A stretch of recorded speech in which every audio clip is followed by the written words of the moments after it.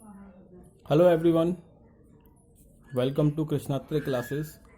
और आज आप लोगों का रेजिस्टेंस से न्यूमेरिकल पे जो हम सीरीज़ कर रहे हैं अभी, उसका लास्ट लेक्चर है। अभी तक हम लोग इसमें 3 पार्ट में हम लोग रेजिस्टेंस के न्यूमेरिकल्स देख चुके हैं। आज जो हमारा ये लास्ट क्लास है, अगर आपको कोई भी डाउट रहता है न्यूमेरिकल से रिलेटेड या कोई भी क्वेश्चन कहीं आप पे सॉल्व नहीं होता, तो आप मुझे कमेंट बॉक्स में क्वेश्चन बता सकते हैं, पूछ सकते हैं मुझसे, या फिर आप इंस्टाग्राम या फेसबुक पे मेरे क्वेश्चन को भेज सकते हैं मेरे पास, तो मैं उसको अलग से बता दूंगा अगर किसी और क्वेश्चन में आपको दिक्कत आती है। तो आज हम लोग अपना last lecture numericals on resistance का लास्ट लेक्चर हम लोग स्टार्ट करते हैं। तो देखिए, ये है हमारा पहला क्वेश्चन आज का। इसमें हमें एक सर्किट डायग्राम गिवन है। इसमें आपके 3 रेजिस्टेंस लगे हुए हैं, R1, R2, R3। एक बैटरी लगी हुई है, एमीटर है और एक की है।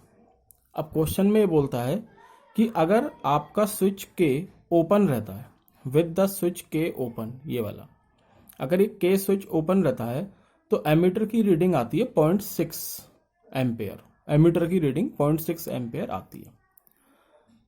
आपकी एमीटर की रीडिंग क्या होगी अगर हम स्विच को क्लोज कर दें? मतलब अगर मैं स्विच को क्लोज कर दूं तो मेरे एमीटर की कितनी रीडिंग आएगी, ये पूछ रहा है। तो देखो, तीनों रेजिस्टेंस हमारे बराबर है। इसका मतलब ये पैरेलल में तो है, तो यहां से करंट आएगा, ठीक है, टोटल करंट, और वो इस जगह पर जाके डिवाइड हो जाएगा तीनों में अलग अलग। तीनों में करंट तो डिवाइड होगा, लेकिन तीनों में करंट की वैल्यू सेम होगी। I1, I2, I3, आपका तीनों की वैल्यू सेम होगी, तीनों में बराबर करंट फ्लो होगा। क्यों? क्योंकि रेजिस्टेंस सेम है। लेकिन इसका मतलब ये नहीं कि आप कहो कि सर ये तो सीरीज में होनी चाहिए। फिर सीरीज में नहीं है, क्योंकि टोटल करंट तो आपका इन तीनों का सम आएगा, जो भी आएगा। मतलब यहाँ पे जो रीडिंग आएगी I1 plus I2 plus I3 आएगी एमीटर में, ठीक है। यहां से मान लो I1 plus I2 plus I3 चला, तो इसमें चला गया I1, ठीक है, R1 वाले में। जब आपका स्विच क्लोज है तब की बता रहा हूं। तो यहां पे कितना बचा? I1 तो उधर चला गया, I2 प्लस I3 बच गया। इस वाले में कितना चला गया? I2 चला गया, और जो आपका I3 बचा जो इधर आ रहा है वो इसमें चला जाएगा I3, जब ये स्विच क्लोज हो जाएगा। लेकिन अभी जब आपका स्विच ओपन है तो आपकी एमीटर की रीडिंग आ रही है 0.6 एम्पियर। अब यहां पे देखो स्विच कहां लगा हुआ है? स्विच लगा है आपका सिर्फ R3 वाले के पास, ठीक है, लास्ट वाले के पास स्विच लगा हुआ है। अगर ये स्विच ओपन होगा तो करंट सिर्फ इसमें फ्लो नहीं होगा, बाकी तो सर्किट मेरा पूरा है। देखो, R1 वाले से आराम से फ्लो हो जाएगा, R2 वाले से ही फ्लो हो रहा है, कहीं ओपन नहीं हो रहा सर्किट। तो इन दोनों में जो करंट फ्लो हो रहा है ना, उसका टोटल कितना है? 0.6 एम्पियर है। मतलब I1 प्लस I2 मेरे पास गिवन है कितना? 0.6 एम्पियर। और मैंने कहा I1, I2, I3 मेरे बराबर होंगे। इसका मतलब जब मेरा स्विच क्लोज हो जाएगा तो इसमें भी करंट फ्लो होगा, और कितना फ्लो होगा? 0.3 एम्पियर ही फ्लो होगा। जब आपका स्विच ओपन है तो I1 और I2 की वैल्यू आपको दे रखी है, उनका सम कितना? 0.6। I1 plus I2 plus I3 की वैल्यू आपको निकालनी है, ठीक है। अब हमें मालूम है तीनों में करंट बराबर फ्लो होगा। इसका मतलब I1 I2 बराबर है। इसका मतलब मैं इसको लिखता हूं 2I1 इज इक्वल टू 0.6। तो I1 की वैल्यू आ गई 0.3 एम्पियर। अगर I1 0.3 है तो I2 भी 0.3 होगा, I3 भी 0.3 होगा, क्योंकि तीनों बराबर है। और इनका सम करोगे तो कितना आ जाएगा? 0.9 एम्पियर। तो इसका आंसर है क्वेश्चन का 0.9 एम्पियर। आसान क्वेश्चन था, ठीक है, समझ में आ गया होगा। नहीं आया तो आप इसको एक बार और रिपीट करके देख लेना। आसान क्वेश्चन है, कोई टफ नहीं है। चलिए आगे चलते हैं। आगे हमारा क्वेश्चन है, इस क्वेश्चन में हमें सर्किट गिवन नहीं है, ठीक है। इसमें बोल रहा है if 2 resistors of 25 ohm and 15 ohm are joined together in series and then in parallel with a 40 ohm resistor, find total resistance। इस क्वेश्चन में 2 रेजिस्टेंस है मेरे पास, 25 और 15 ओम के, जो हमने सीरीज में कनेक्ट कर लिए। उसके बाद इस सीरीज में जो ये कनेक्ट करे उसको हमने पैरेलल में कनेक्ट करा, किसके साथ? 40 ओम के साथ। उसका हमें टोटल रेजिस्टेंस निकालना है। तो इस क्वेश्चन में मेन है कि आपको सर्किट डायग्राम बनाना समझना है, बाकी तो सिंपल क्वेश्चन है। तो क्या होगा? पहले बोल रहा है 25 ओम और 15 ओम मेरे सीरीज में है, तो 25 हो गया, ये 15 हो गया। फिर इसको मैंने पैरेलल में कनेक्ट करा है किसके साथ, 40 ओम के साथ, बस हो गया, ये सर्किट बन गया। अब इसमें क्या है, ये दोनों सीरीज में हो गए, मतलब 40 ओम, और इन दोनों का जो 40 ओम आया वो इसके संग पैरेलल में है, तो 40 ओम अपॉन 40 ओम 20 ओम आंसर आ जाएगा। कैलकुलेशन तो आप कर सकते हैं, सर्किट डायग्राम इंपॉर्टेंट है। ये दोनों सीरीज में हो जाएंगे तो 40 ओम हो गया इन दोनों का। फिर इन दोनों का जो 40 ओम आया वो इस 40 ओम के संग पैरेलल में है, तो हमने पैरेलल वाला फॉर्मूला लगा दी, 20 ओम आंसर आ जाएगा। Simple question. आगे चलते हैं, तीसरा क्वेश्चन देखते हैं। तीसरे क्वेश्चन में हमें सर्किट डायग्राम के बिना 2 वोल्ट की बैटरी लगी हुई है, ठीक है, और हमसे पोटेंशियल डिफरेंस पूछा है 3 ओम के अक्रॉस, 3 ओम के अक्रॉस। अब इस क्वेश्चन में देखो बच्चों को डाउट कहाँ आता है, आसान क्वेश्चन है, लेकिन कभी कभी क्या लगता है ना बच्चों को कि ये वाला ना 1 ओम इन दोनों के साथ पैरेलल में है, लेकिन ऐसा नहीं है। यहाँ ये जो 1 ओम है ये इन दोनों के साथ सीरीज में है, मतलब ये तीनों ही सीरीज में है। कैसे, जैसा कि मैंने तुमसे बोला करंट बहा दो, करंट फ्लो करवा दो। आई करंट निकला मानो इस बैटरी से, ये आई निकला, यहाँ से ऐसे जाएगा, ये आई निकला, ठीक है, ये तो इसमें से आई फ्लो हुआ, फिर यहाँ से निकला, इसमें भी आई फ्लो हो रहा है 3 में भी, और ऐसे जाएगा, कहीं ब्रेक तो नहीं हुआ, कहीं जंक्शन भी नहीं आया अभी तक, और यहाँ पे गया, इसमें से भी आई फ्लो हो गया, तो सब में से आई आई आई करंट ही फ्लो हो रहा है, और बैटरी से भी आई निकल रहा है। तो इसका मतलब जो ये तीनों है रेजिस्टेंस, ये किस में हो गए, सीरीज में हो गए। सीरीज में हो गए तो इनका टोटल कर दो, 3 2 5 1 6, तो टोटल रेजिस्टेंस कितना आ गया, 6। टोटल रेजिस्टेंस 6 आ गया। टोटल वोल्टेज V है, तो टोटल करंट कितना आ जाएगा, V is equal to I R, मतलब ये हो गया 1/3, V is equal to I R 1/3 हो गया। अब हमसे पोटेंशियल डिफरेंस पूछा है अक्रॉस 3 ओम, तो 3 ओम के अक्रॉस पोटेंशियल डिफरेंस कितना हो जाएगा, V is equal to I R कर दो। आई तो सब में यही फ्लो होगा 1/3, और रेजिस्टेंस कितना है यहाँ पे 3, 3 से 3 कट जाएगा, 1 वोल्ट आपका आंसर आ जाएगा। ठीक है, अगला क्वेश्चन देखते हैं। इसमें हमको एक सर्किट गिवन, यहाँ पे 3 पॉइंट दे रखे हैं X, Y और Z। एक बैटरी लगी हुई है, इसमें एक लैंप पैरेलल में लगी है, और यहाँ पे भी लैंप पैरेलल में लगी है और आपस में सीरीज में। तो इसमें हमसे ये पूछता है कि इनमें से कौन सा ऑप्शन सही है, मतलब आई जेड आई वाई से बड़ा है, मतलब यहाँ पे जो करंट फ्लो हो रहा है आई जेड वो आई वाई से बड़ा है। ऑप्शन पूछ रहा है कौन सा सही है, या आई वाई आई जेड से बड़ा है, ये वाला इससे बड़ा है, या आई एक्स और आई वाई बराबर है, और आई एक्स और आई जेड बराबर है। तो देखो पैरेलल में है, ये दोनों तो पैरेलल में, मतलब इन दोनों कॉम्बिनेशन, और ये वाली लैंप पैरेलल में। इसका मतलब जो करंट यहाँ से निकलेगा वो डिवाइड होगा, यहाँ पे जाके इसमें जाएगा कुछ और कुछ नीचे आएगा। इसका मतलब आई वाई और आई जेड बराबर नहीं हो सकते, पहली बात। और क्योंकि ये आई एक्स है, आई एक्स यहाँ तक आ रहा है, उसके बाद आई एक्स डिवाइड हो गया आई वाई और आई जेड में, मतलब आई एक्स की जो वैल्यू होगी वो क्या होगी, आई वाई प्लस आई जेड। क्योंकि क्या हो रहा है, यहाँ तक तो आई एक्स आ रहा है, यहाँ पे जाके ये आई वाई चला गया यहाँ पे, और बचा हुआ यहाँ आई जेड आ रहा है, तो इसलिए I X is equal to I Y plus I Z होगा। इसका मतलब मेरा आई एक्स आई वाई के बराबर नहीं हो सकता, और आई एक्स मेरा आई जेड के बराबर भी नहीं हो सकता, क्योंकि ऐड हो रहा है ना कुछ इसमें। अब ये जीरो तो होंगे नहीं, ये कभी तभी इक्वल हो सकते हैं जब इनमें से कोई एक जीरो हो जाए। मान लो आई वाई जीरो हो गया तो आई एक्स आई जेड बराबर हो जाएंगे, लेकिन जीरो नहीं है, फ्लो हो रहा है, तो हमारे ये दोनों ऑप्शन तो कट हो गए, बचे ये दोनों। अब इन दोनों में से कोई एक ही सही होगा, क्योंकि Z is greater than Y या Y is greater than Z, कोई एक ही सही हो सकता है। तो यहाँ देखो आपकी 2 लैंप लग रही हैं, यहाँ आपकी एक ही लैंप लग रही है, तो कहाँ रेजिस्टेंस मुझे ज़्यादा महसूस होगा, 2 लैंप का। ऑब्वियस सी बात है 2 लैंप का रेजिस्टेंस ज़्यादा होगा, क्योंकि सिमिलर लैंप है, तो यहाँ पे रेजिस्टेंस ज़्यादा होगा, यहाँ रेजिस्टेंस कम होगा। तो करंट कहाँ ज़्यादा फ्लो होगा, जहाँ रेजिस्टेंस कम होगा, तो यहाँ रेजिस्टेंस कम है, इसका मतलब आई वाई जो है वो मेरा आई जेड से बड़ा हो जाएगा, क्योंकि यहाँ रेजिस्टेंस ज़्यादा है, यहाँ रेजिस्टेंस कम है।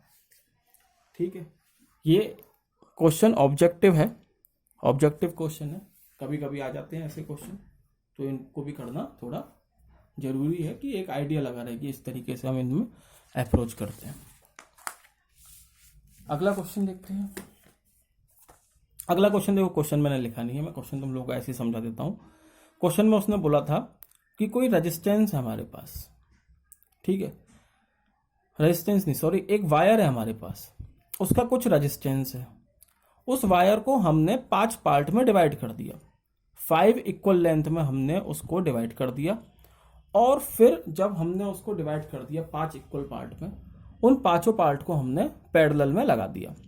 तो ये हमसे पूछ रहा है कि जो हमने पैरेलल में लगाए पांचों पार्ट, उसका इक्विवेलेंट रेजिस्टेंस कितना होगा। तो सिंपल है, उसने बोला कि एक वायर है, ठीक है, जिस वायर की लेंथ हमने L मान ली, ठीक है, हमने लेंथ मान ली L। उसने बोला इस वायर को हमने 5 इक्वल पार्ट में काट दिया। तो काट दिया मतलब हर पार्ट की लेंथ कितनी हो गई, L/5 हो गई, ठीक है, L/5 हो गई। अब अगर लेंथ मेरी L/5 हो गई, अब तुम लोगों को मालूम है कि R = रो L/A होता है। अब जब मैं लेंथ काट रहा हूँ, तो लेंथ काटने में देखो रजिस्टिविटी तो चेंज होगी नहीं है। स्टार्टिंग में बताया था कि resistivity is the property of material, it does not get changes with size और dimension, it remains constant for a particular temperature. तो आपकी जो रजिस्टिविटी है वो तो कांस्टेंट रहेगी। एरिया ऑफ क्रॉस सेक्शन भी चेंज नहीं हो रहा, क्यों? क्योंकि ऐसे ही तो काट रहा हूँ, एरिया ऑफ क्रॉस सेक्शन तो चेंज नहीं होगा। देखो मान लो ये ऐसे वायर लगा हुआ है, इसको काट दिया तो area of cross section change हुआ क्या? ये होता है एरिया ऑफ क्रॉस सेक्शन। तो एरिया ऑफ क्रॉस सेक्शन भी चेंज नहीं होगा। चेंज क्या हो रहा है? लेंथ चेंज हो रही है। और जो नई लेंथ हो रही है वो कितनी हो गई? R' मान लिया मैंने नया, रजिस्टिविटी इतनी रहेगी, कितनी हो गई लेंथ? L/5 हो गई नई वाली लेंथ, डिवाइड बाई A। इसको मैं ऐसे लिख सकता हूँ, 1/5 को बाहर ले आया, रो L/A।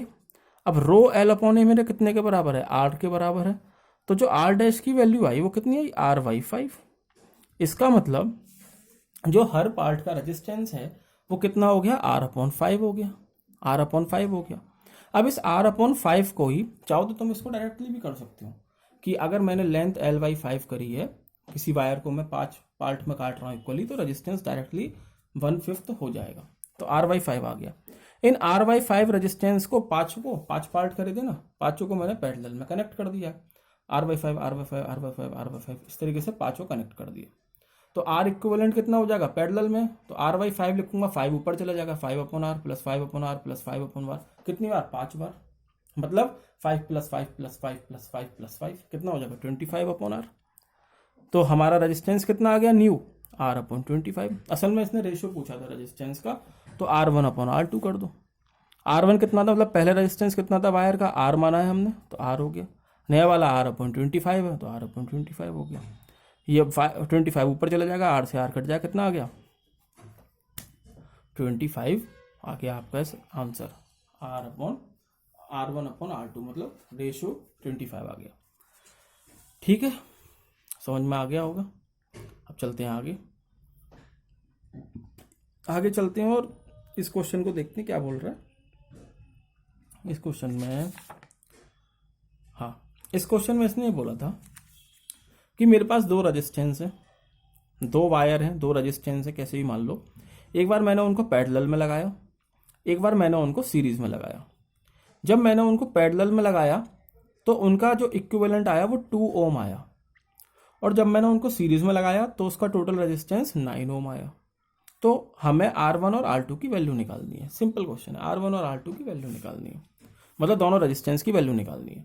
तो हमने दोनों रेजिस्टेंस की वैल्यू को मान लिया R1 and R2। Let resistance be R1 and R2। अब जब मैंने पैरेलल में कनेक्ट करे तो 1/R इक्विवेलेंट कितना होगा? 1/R1 plus 1/R2। एलसीएम ले लोगे तो ये R1 plus R2 divide by R1 R2 हो गया। और R इक्विवेलेंट की वैल्यू क्या? जब पैरेलल में कनेक्ट करें 2 ओम है, 2 पुट कर दी, ये एक इक्वेशन बन गई तुम्हारी।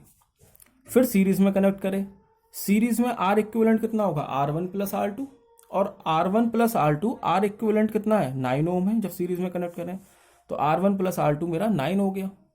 ठीक, यहां से R2 की वैल्यू मैं निकाल सकता हूं, किसी भी एक की निकाल लो। R2 की निकाल ली, 9 माइनस R1 हो गया। अब इस वैल्यू को मैं इक्वेशन 1 में पुट कर रहा हूं। इक्वेशन 1 में पुट करा तो R1 प्लस R2 की वैल्यू है 9, तो यहां 9 पुट कर दिया। R1 हमने ऐसी रोका, R2 की वैल्यू निकाल रखी है, 9 माइनस R1 यहां पुट कर दी। तो ये कितना हो जाएगा? 9R1 minus R1 square. इधर जाएगा तो 1 है यहाँ पर, तो सीधे सीधे लिख दिया 9R1 माइनस R1 स्क्वायर। ये इधर जाएगा तो 18 हो गया। इनको शिफ्ट कर दिया, अरेंज कर दिया, क्वाड्रेटिक इक्वेशन बन जाएगी। इधर गया R1 स्क्वायर, इधर जाएगा minus 9R1 plus 18 is equal to 0। इसके फैक्टर कर लो, मैथ में पढ़ रखा होगा आप लोगों ने क्वाड्रेटिक इक्वेशन। फैक्टर कर लोगे तो 18 का फैक्टर इस तरीके से करना है कि प्लस माइनस करने पे मेरा -9 आए। तो 18 का हो जाएगा -6 और -3। तो मल्टीप्लाई करोगे तो +18 आ गया, और प्लस होंगे माइनस माइनस है तो -9 आ गया। यहाँ से R1 कॉमन ले लिया तो R1 -6, -3 कॉमन ले लिया तो R1 -6। तो R1 की वैल्यू आ गई 3 और 6। अब जब मेरा R1 3 है, सिंपल सी बात है, R1 + R2 मेरा 9 आया है यहाँ पर। तो जब मेरा R1 3 है तो मेरा R2 हो गया 6, और जब मेरा R1 6 है तो R2 हो जाएगा 3। मतलब कुल मिला के आंसर आ रहा है 6 और 3। ठीक है, 6 और 3 आपके इस क्वेश्चन का आंसर आ रहा है। ठीक है, अब ये है आपका आज का लास्ट क्वेश्चन और रेजिस्टेंस सीरीज का लास्ट क्वेश्चन, जो मैं रेजिस्टेंस पर आपको नंबरिकल करवा रहा हूँ उसका लास्ट क्वेश्चन है ये। सिंपल क्वेश्चन है ये। क्या बोल रहा है इस क्वेश्चन में कि हमें 101 ओम के रजिस्टर दिए गए, 100 रजिस्टेंस दिया हमें, और हर रजिस्टेंस की वैल्यू कितनी है, 1 ओम है, ये बोल रहा है वो। You are given 101 ohm resistor, 100 resistance दिए 1 ओम के। हमें बताना है कि इनका स्मॉलेस्ट और लार्जेस्ट रेजिस्टेंस कितना हो सकता है, टोटल रेजिस्टेंस। तो मैंने ये बात थ्योरी में बताया था कि अगर मेरा लार्जेस्ट रेजिस्टेंस कब आता है, जब मैं सभी रेजिस्टेंस को सीरीज में कनेक्ट करता हूँ। क्योंकि जब सीरीज में कनेक्ट करता हूँ तो जो मेरा इक्विवेलेंट रेजिस्टेंस आता है वो जो इंडिविजुअल रेजिस्टेंस में सबसे ज़्यादा होता है ना, उससे भी ज़्यादा आता है। ठीक है, ये पॉइंट क्लियर करा था। और पैरेलल में मेरा स्मॉलेस्ट आता है, क्योंकि पैरेलल में मेरा रेजिस्टेंस जो इंडिविजुअल रेजिस्टेंस में सबसे छोटा होता है उससे भी कम आता है। तो अगर मुझे स्मॉलेस्ट चाहिए तो मैं पैरेलल में कनेक्ट कर दूंगा, और लार्जेस्ट चाहिए तो मैं सीरीज में कनेक्ट कर दूंगा। पैरेलल में कनेक्ट करूंगा तो 1/1 + 1/1 + 1/1 कितनी बार, 100 बार। तो यह आ जाएगा 1/R इक्विवेलेंट = 100, यानी कि R इक्विवेलेंट हो गया 1/100। कितना आ गया, 0.01 ओम। ये है स्मॉलेस्ट रेजिस्टेंस जो इन 100 से मिल सकता है। कब मिलेगा, जब इनको पैरेलल में कनेक्ट करूंगा। और सीरीज में लार्जेस्ट मिलेगा कब, जब 100 के 100 को मैं सीरीज में कनेक्ट कर दूंगा, 1 + 1 + 1 + 1 अप टू 100 टाइम्स। तो कितना हो जाएगा, 100 ओम हो जाएगा। बस, तो ये है आपके रेजिस्टेंस पर न्यूमेरिकल। ये लेक्चर फाइनल है यहाँ पर। और अगर आपको ये वीडियो पसंद आया है तो इसको लाइक करें, चैनल को सब्सक्राइब करें, कमेंट करें, शेयर करें। और बस इतना ही है, और घर पर रहें, स्वस्थ रहें। धन्यवाद।